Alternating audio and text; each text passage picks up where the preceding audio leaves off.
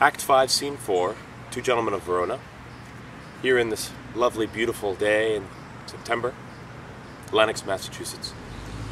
Enter Valentine. How use doth breed a habit in a man. This shadowy desert, unfrequented woods, I better brook than flourishing peopled towns. Here can I sit alone, unseen of any, and to the nightingale's complaining notes tune my distresses and record my woes. O thou that dost inhabit in my breast, leave not the mansion so long tenantless, lest, growing ruinous, the building fall, and leave no memory of what it was.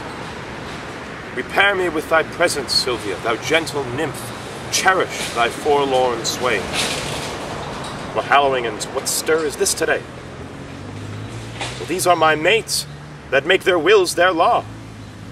Have some unhappy passenger in chase. They love me well, yet I have much to do to keep them from uncivil outrages. Withdraw thee, Valentine. Who's this comes here? Madam, this service I have done for you, though you respect not aught your servant doth, to hazard life and rescue you from him that would have forced your honor and your love. Vouchsafe me for my meed but one fair look.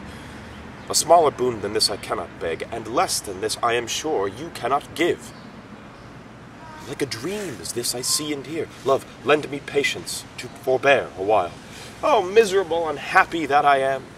Unhappy were you, madam, ere I came, but by my coming I have made you happy. By thy approach thou makest me most unhappy, and me when he approacheth to your presence.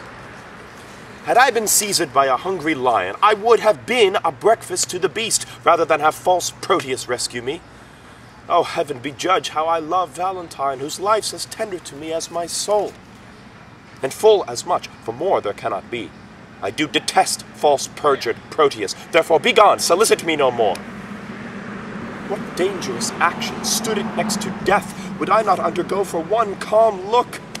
Oh, 'tis the curse in love, and still approved, when women cannot love where they're beloved.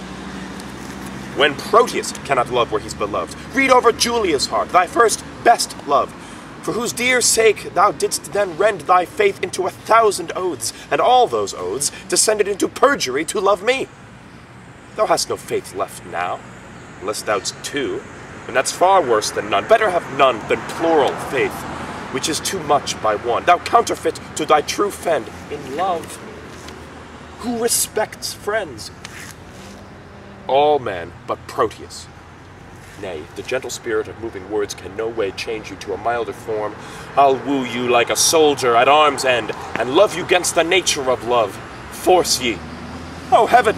I'll force thee yield to my desire. Ruffian, let go that rude, uncivil touch, thou friend of an ill fashion.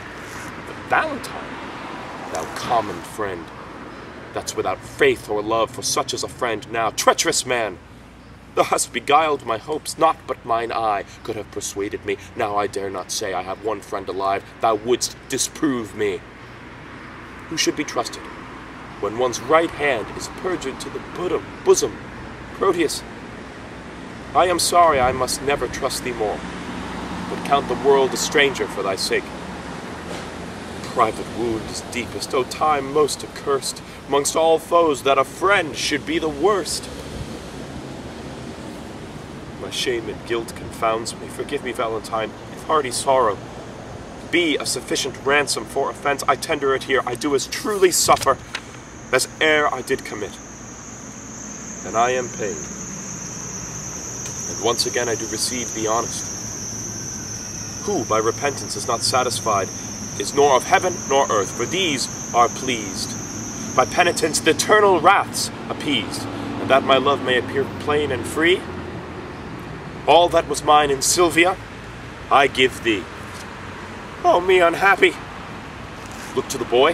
Why, boy? Why, wag? How now? What's the matter? Look up, speak! Oh, good sir, my master charged me to deliver a ring to Madam Sylvia, which, out of my neglect, was never done. Where is that ring, boy? Here it is.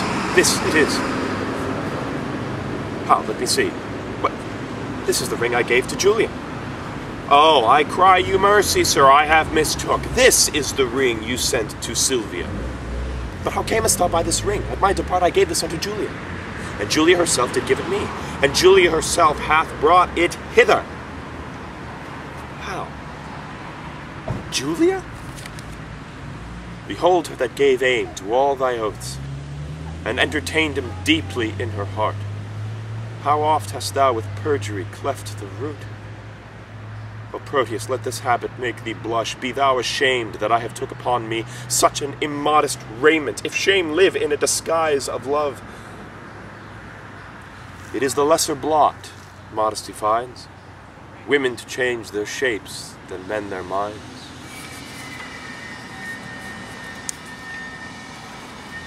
And men their minds. 'Tis true, O heaven, were man but constant, he were perfect, that one error fills him with faults, make him run through all the sins. Inconstancy falls off ere it begins.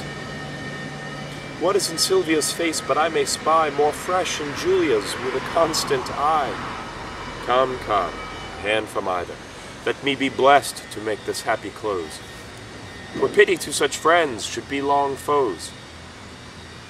Bear witness, heaven, I have my wish forever, and I mine. A prize, a prize, a prize! Forbear, forbear, I say, it is my lord the Duke. Your grace is welcome to a man disgraced. Banished Valentine. Sir Valentine? Yonder is Silvia, and Silvia's mine. Curio, turn back, or else embrace thy death. Come not within the measure of my wrath. Do not name Silvia thine. If once again Verona shall not hold thee, here she stands. Take but possession of her with a touch. I dare thee but to breathe upon my love. Oh, Sir Valentine, I care not for her, I hold him but a fool that will endanger his body for a girl that loves him not. I claim her not, and therefore she is thine. The more degenerate and base art thou, to make such means for her as thou hast done, and leave her on such slight conditions. Now by the honor of my ancestry, I do applaud thy spirit, Valentine, and think thee worthy of an empress' love. Know then, I here forget all former griefs, cancel all grudge, repeal thee home again, plead a new state in thy unrivaled merit, to which I thus subscribe. Sir Valentine, thou art a gentleman and well derived. Take thou thy Silvia, for thou hast deserved her. I thank your grace. The gift hath made me happy. I now beseech you for your daughter's sake, to grant one boon that I shall ask of you. I grant it for thine own, whatever it be. These banished men that I have kept withal are men endued with worthy qualities. Forgive them what they have committed here, and let them be recalled from their exile. They are reformed, civil, full of good, and fit for great employment, worthy lord. Thou hast prevailed. I pardon them and thee. Dispose of them as thou knowest their deserts. Come, let us go. We will include all jars with triumphs, mirths, and rare solemnity. And as we walk along, I dare be bold, with our discourse to make your grace to smile. What think you of this page, my lord? Oh, I think the boy hath grace in him. He blushes. I warrant you, my lord, more grace than boy. What mean you by that saying? Please you, I'll tell you as we pass along, that you will wonder what hath fortunate. Come, Proteus, 'tis your penance but to hear the story of your loves discovered, that done our day of marriage shall be yours. One feast, one house, one mutual happiness. That's the end of the first play.